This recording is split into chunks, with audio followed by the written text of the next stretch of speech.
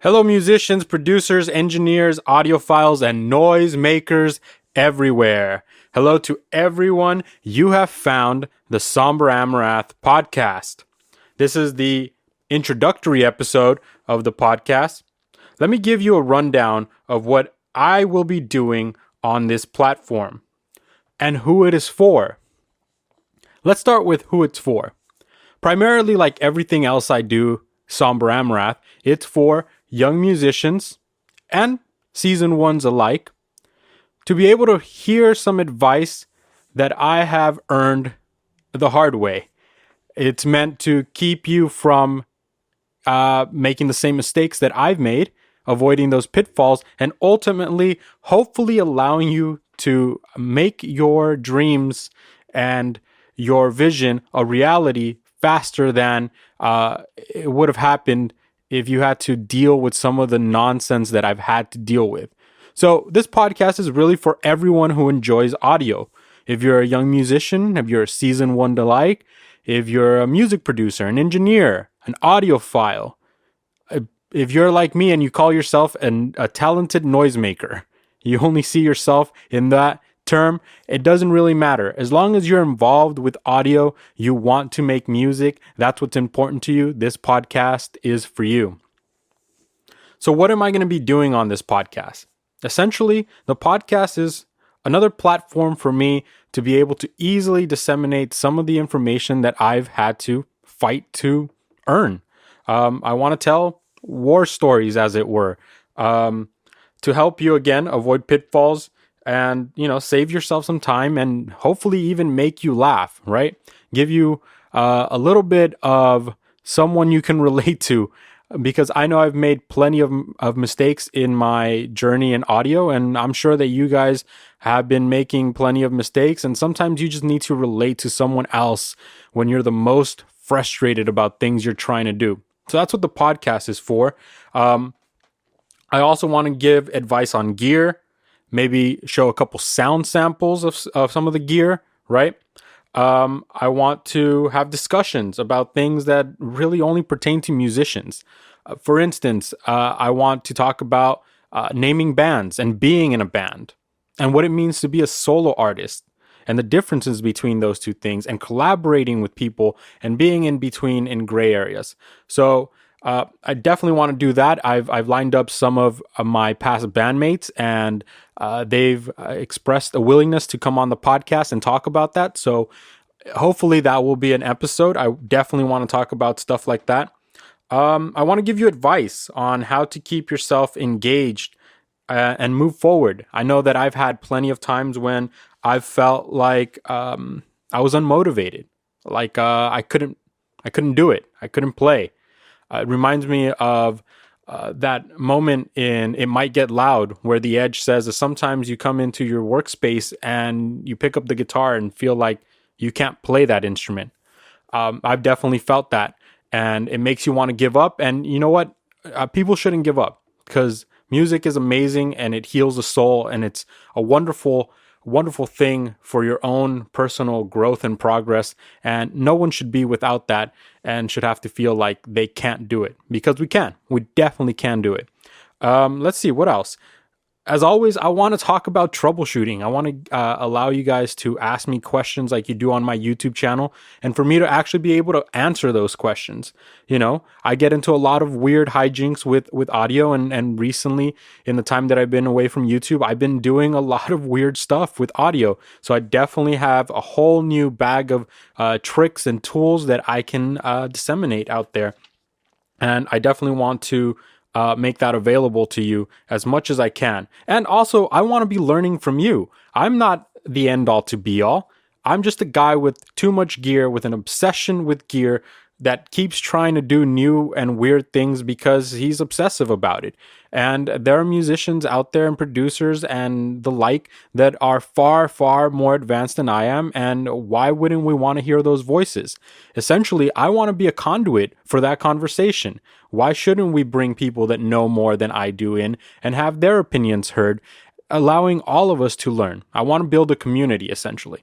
And, maybe down the road, I want to talk about independent artists, right? Maybe highlight some independent artists, bring in some independent artists, maybe showcase their music if it's possible. That would be phenomenal. It'd be great. It would be awesome to be a platform for people to get heard and not just find information that could be useful to them. So that's basically what I want to do with this podcast. It's a simple idea. It's a simple dream. I'm a simple man. There's not a lot going on here. It's just something I want to do to keep the the Somberamarath brand going and doing the thing that I've always been doing.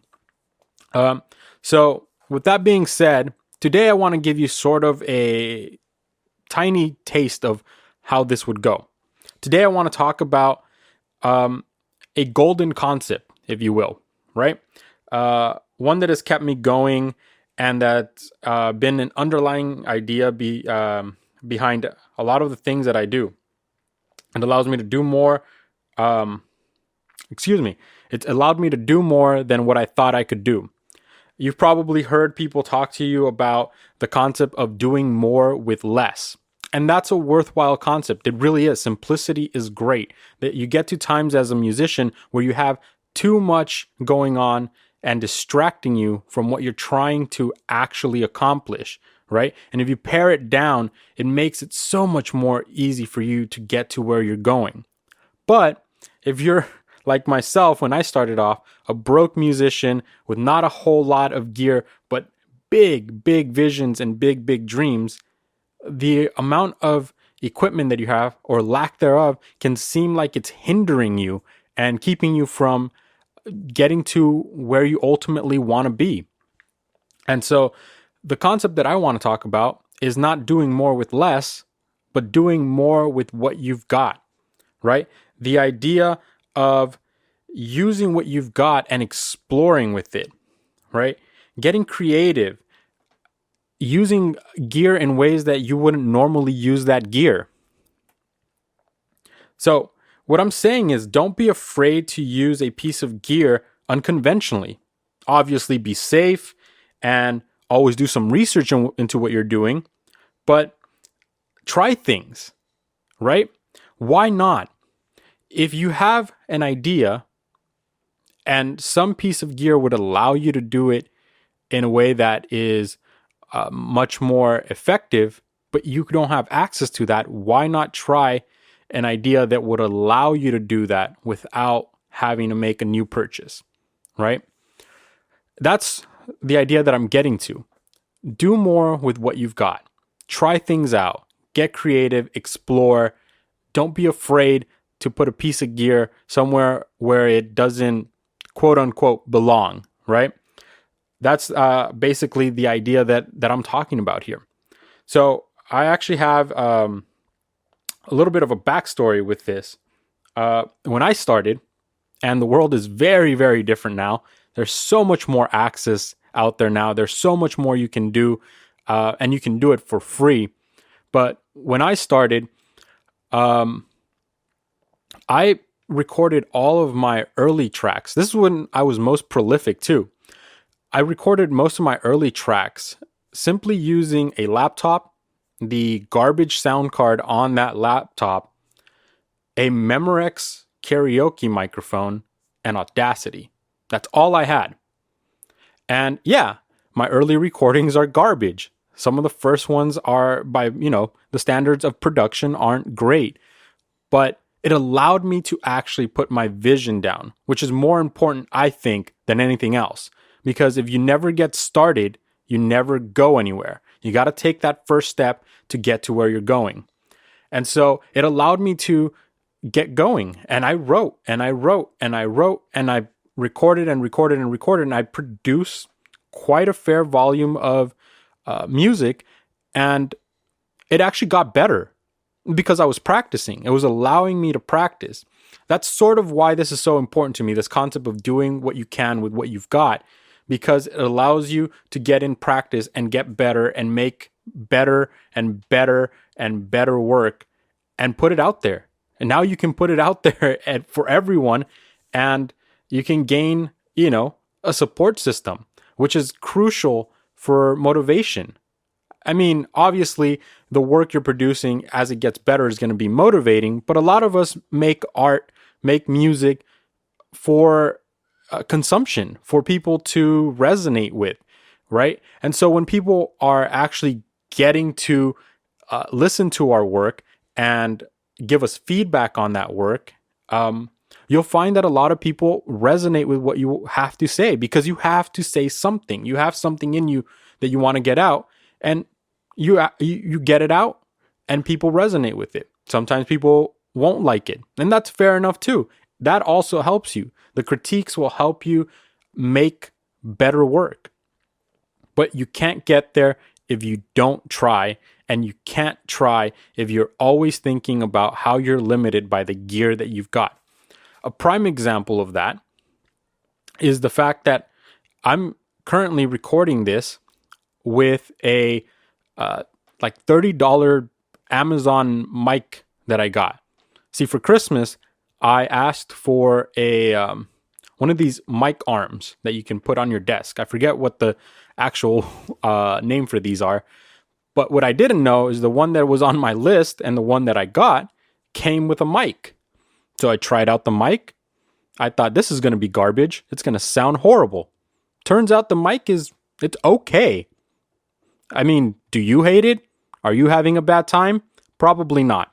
It's a pretty decent mic.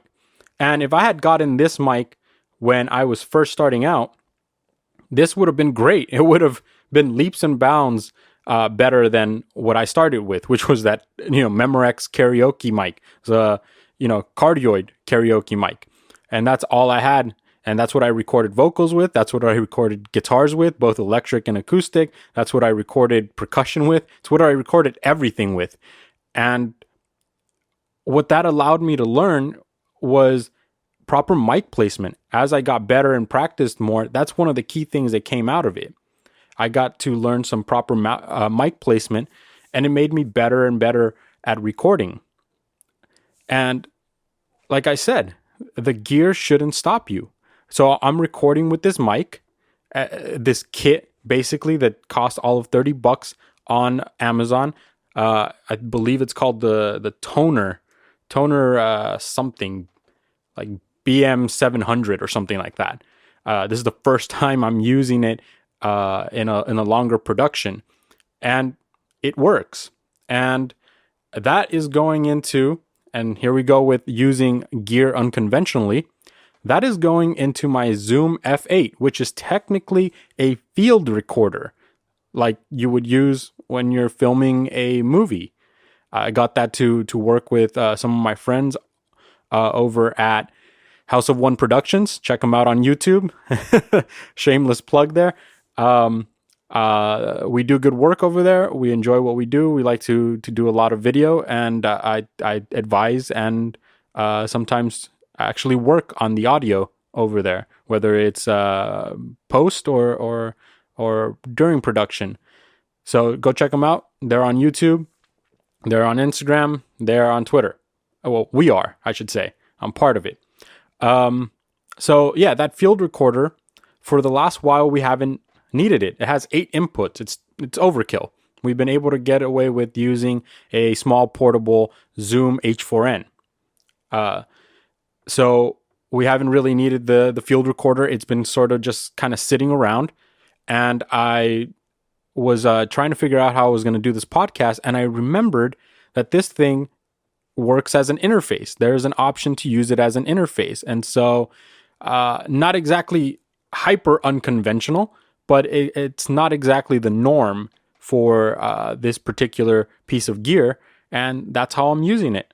It's a little weird. It's not quite like having, a Focusrite Scarlett or one of the PreSonus boxes or whatever else you're used to, M Audio, whatever it may be. It takes a little more work to set it up and get it going and all that stuff, but it works and I'm getting it done. And you're hearing me right now because you're listening to this podcast. And so that's what I'm getting to, right? Go out there, try it out. Why not? What's the worst that can happen? It doesn't sound the way you want it to? You retool it, try again, do something different. Why not try these things? do more with what's in front of you. Do more with what you've got. And that's essentially the idea. That's sort of what this podcast is going to be like. Talking about some of these concepts that I've kind of come across and learned and had to live through, and sharing them with you. So that's about it. Obviously, I got to do the mandatory thing, which is give you some advertisement, because it's not a pro podcast if I don't have advertisement. So today's episode is sponsored by me, because of course it is. It's the first episode. Me, bringing you weird music related content since 2007. Yeah, I've been doing this way too long, and I've gotten into all kinds of weird realms of audio production. If you enjoy this podcast, help me bring you more of this podcast by buying me a coffee. That's right. You can buy me a coffee. I don't actually drink coffee. It messes with my anxiety, but the site is called coffee. And you can do that by heading over to coffee.com/Somberamarath. That's ko-fi.com/SOMBERAMARATH.